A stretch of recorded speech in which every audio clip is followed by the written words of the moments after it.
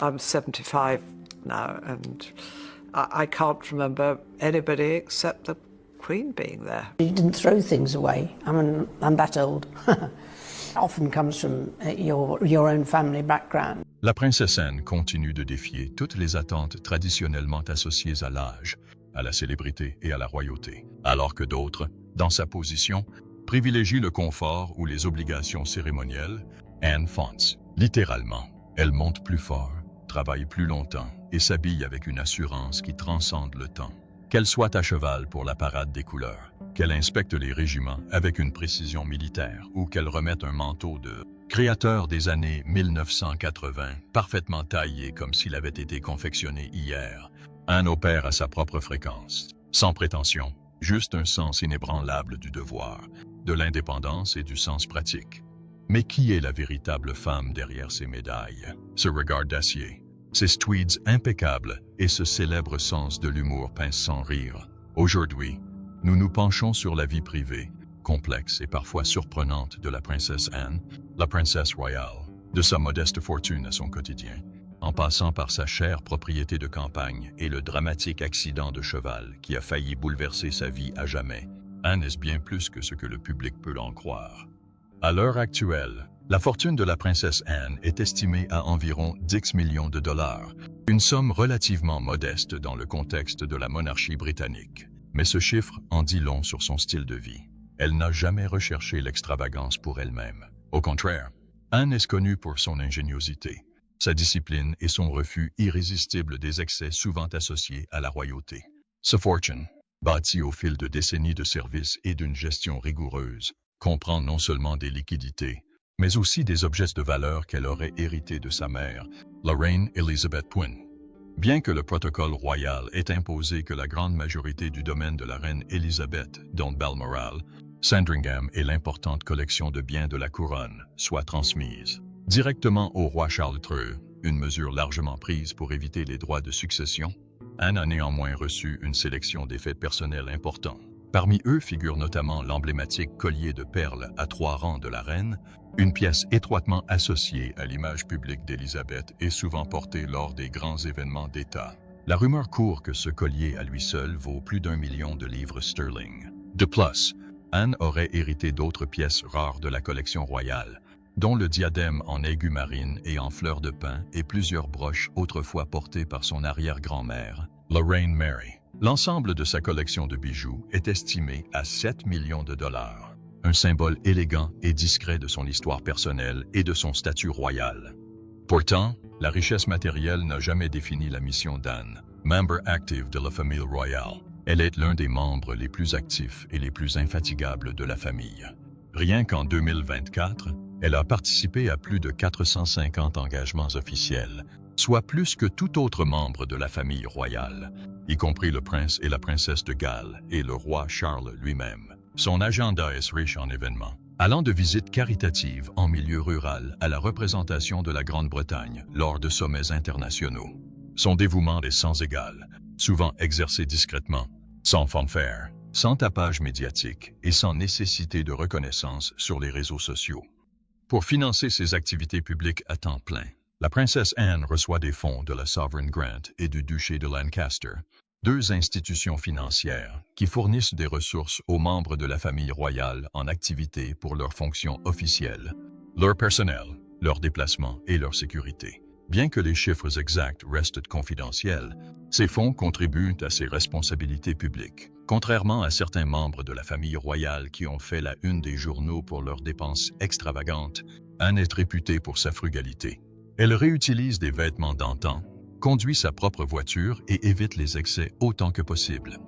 La passion d'Anne pour l'équitation est un autre chapitre marquant de sa vie. Plus qu'un simple passe-temps, c'était une carrière de compétition à part entière. Elle a représenté la Grande-Bretagne aux Jeux olympiques de Montréal en 1976, devenant ainsi la première membre de la famille royale à le faire, et a remporté de nombreuses médailles aux championnats d'Europe.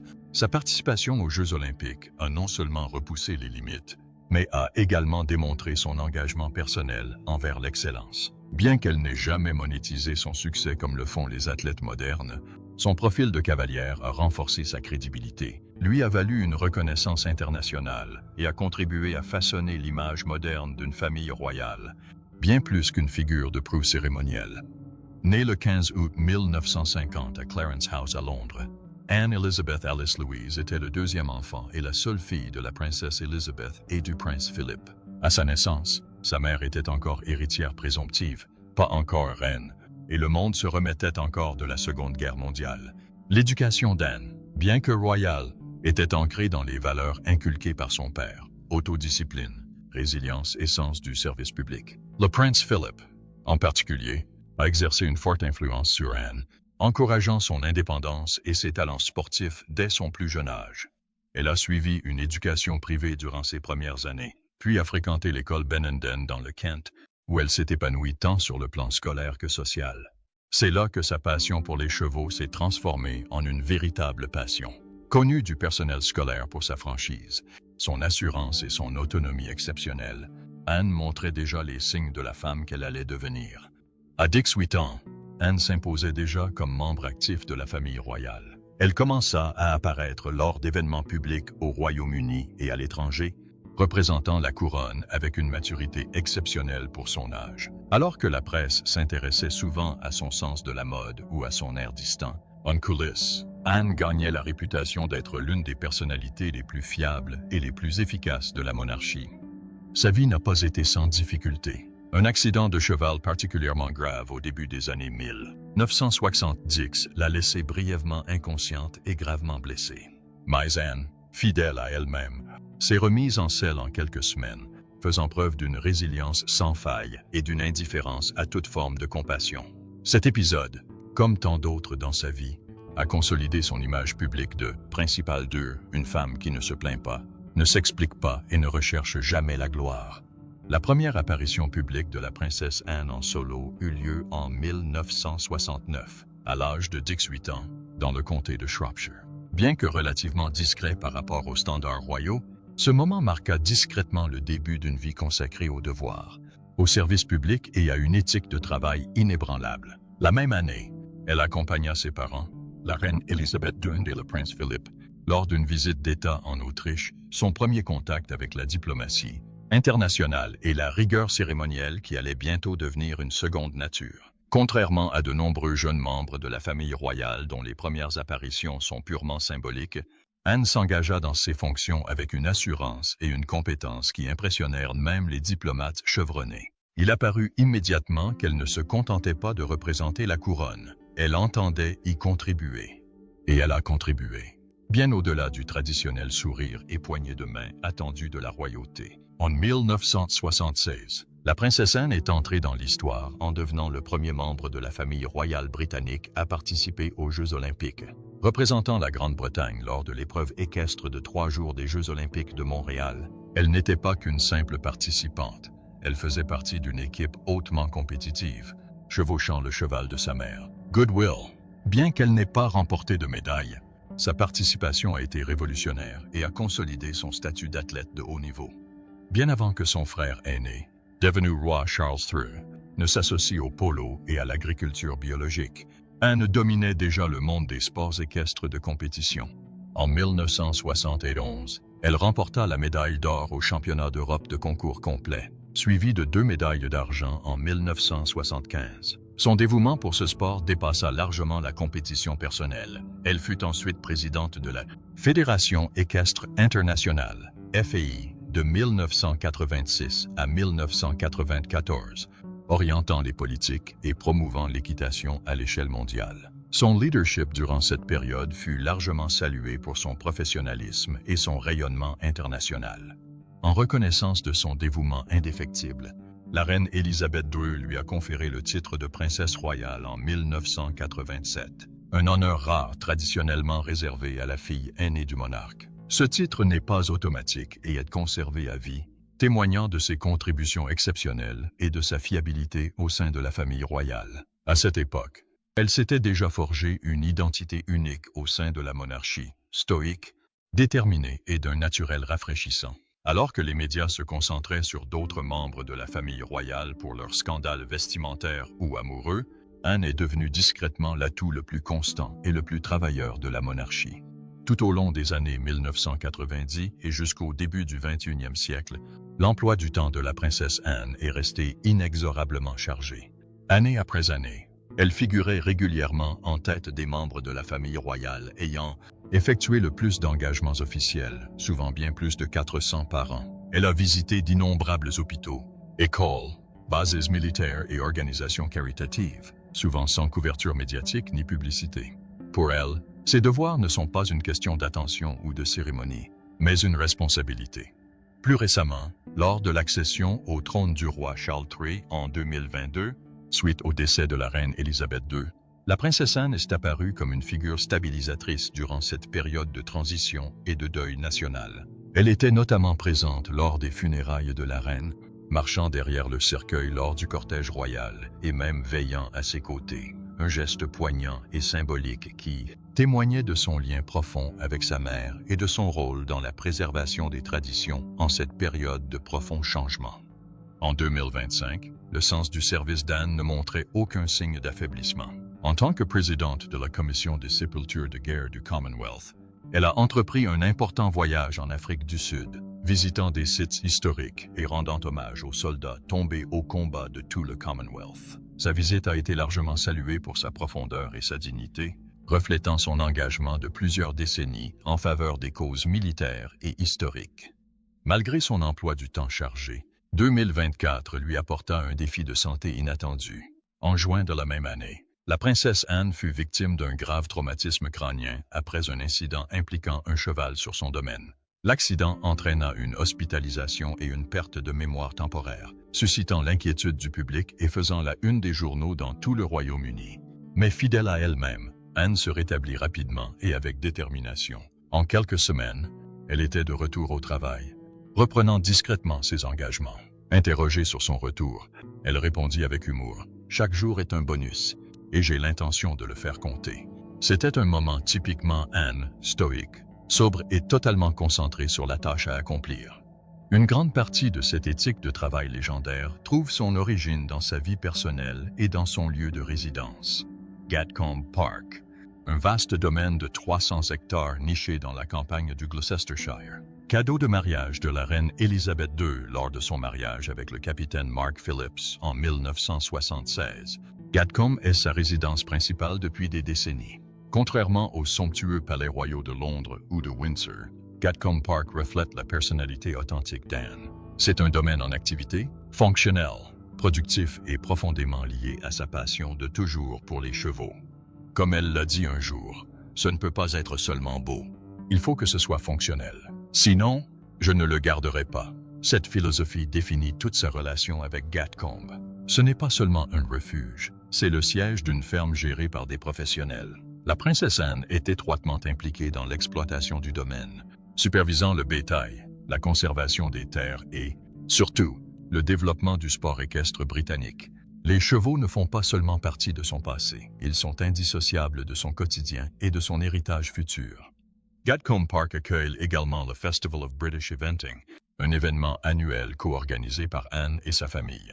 Organisé chaque été, il attire des dizaines de milliers de spectateurs et de concurrents du monde entier. Cet événement est devenu l'un des plus prestigieux du sport équestre, et son succès est largement dû à la crédibilité d'Anne dans le monde équestre et à son implication active. Pendant le festival, on la voit souvent arpenter les terrains, discuter avec les cavaliers et inspecter les parcours, non pas comme une membre distante de la famille royale, mais comme une experte et une initiée. À bien des égards, la princesse Anne représente un modèle de royauté moderne, rarement célébré mais pourtant indispensable, dévouée, discrète et d'une fiabilité absolue. Elle ne fera peut-être jamais la une des journaux ni ne sera tendance sur les réseaux sociaux, mais lorsqu'il s'agit des véritables fondements de la monarchie, le service, la continuité et un leadership discret, personne n'est plus stable que la princesse royale. Il ne s'agit pas seulement d'un événement sportif, mais aussi d'une importante source de revenus et d'image publique pour la princesse. Anne y vit près de ses enfants et petits-enfants.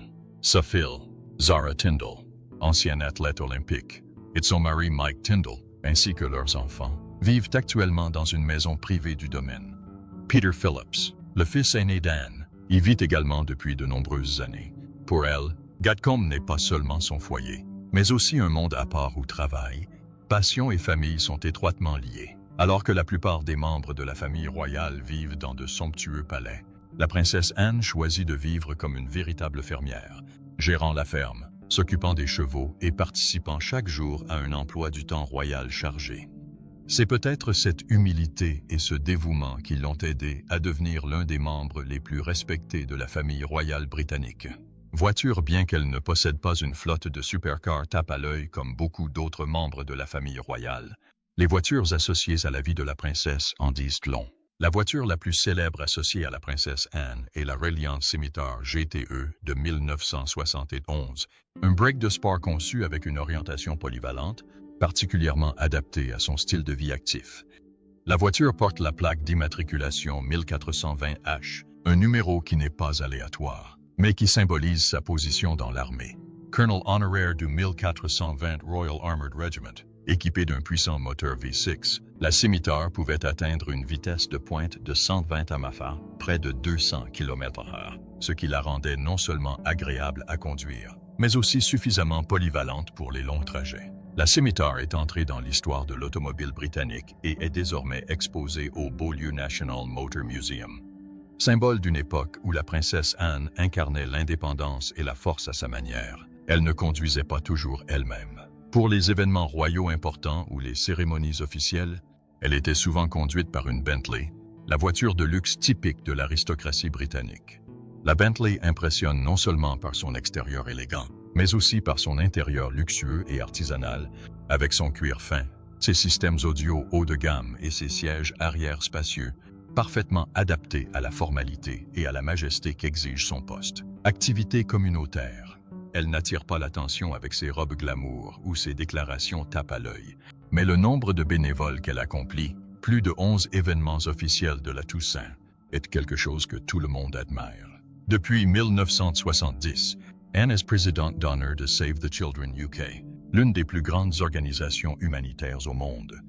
Elle s'est rendue personnellement dans de nombreuses zones de crise en Asie, en Afrique et en Europe pour évaluer et encourager le personnel et la population locale. À l'occasion de son 50e anniversaire au sein de l'organisation, Anne a souligné qu'elle considérait cette mission comme une mission de toute une vie et qu'elle était fière d'avoir contribué à aider des millions d'enfants à travers le monde à étudier et à recevoir des soins de santé. Outre Save the Children, la princesse Anne est également marraine et dirigeante de plus de 300 autres organisations dans les domaines du sport, de la santé, de l'éducation, de l'armée et des arts. Parmi ses actions, on peut citer le Carriers Trust, où elle a lancé le Princess Royal Respite Fund pour soutenir plus de 30 aidants bénévoles au Royaume-Uni. Mercy Ships, une organisation qui fournit des services médicaux mobiles dans les pays en développement, dont elle est marraine depuis 2022. L'Association Riding for the Disabled, où elle soutient des programmes d'équitation thérapeutique pour les enfants handicapés. La princesse Anne n'a pas peur de se rendre dans des endroits reculés et hostiles. Lors de sa visite au Sri Lanka en 2024, elle a passé beaucoup de temps dans des zones rurales pauvres, à la rencontre d'enfants et de femmes soutenus par les programmes de Save the Children. Plus récemment, en janvier 2025, elle a représenté la famille royale britannique lors de l'inauguration d'un mémorial en Afrique du Sud dédié aux soldats sioux de la Première Guerre mondiale et a participé au développement de programmes d'éducation pour les élèves handicapés dans l'Oxfordshire. Du Kenya à l'Ouganda, en passant par la Bosnie et la Sierra Leone, Anne a toujours fait preuve d'une grande empathie et d'une volonté de promouvoir le développement durable. Ce qui la rend particulièrement remarquable, c'est que malgré son travail exigeant et physiquement exigeant, elle maintient un emploi du temps chargé sans se plaindre, un esprit rare au sein de la famille royale. Pour son 75e anniversaire, au lieu d'un gala somptueux, la princesse Anne a organisé une réunion avec plus de 200 représentants de plus de 100 associations caritatives au palais de Buckingham. Dans son bref discours, elle a déclaré « Je ne me considère pas comme spéciale. Vous êtes des personnes spéciales, vous qui avez consacré votre vie au service des autres. » Ce simple message a touché tout le monde. Voilà le style d'Anne, sans fioriture, sans ostentation, mais avec du poids et de la profondeur. Aujourd'hui, la princesse Anne reste l'un des membres les plus travailleurs et les plus respectés de la famille royale britannique. Elle incarne non seulement une femme forte et indépendante, mais aussi un symbole de gentillesse inébranlable, une personne qui privilégie le devoir au titre. Dans un monde en mutation, sa présence constante et pragmatique rappelle avec douceur que le service ne doit pas nécessairement faire une différence profonde. Vie personnelle. Femme forte et discrète, Anne a choisi de vivre une vie simple et indépendante, même en amour et en mariage. Le 14 novembre 1973, la princesse Anne a épousé Mark Phillips, officier de cavalerie et champion olympique d'équitation. Ils se sont rencontrés dans le monde équestre. Leur passion commune les unissait. Le mariage eut lieu solennellement à l'abbaye de Westminster, retransmis en direct à plus de 500 millions de personnes dans le monde. L'histoire d'amour de la princesse chevalier semblait vouée à durer éternellement. Mais la vérité n'était pas aussi simple qu'un conte de fées.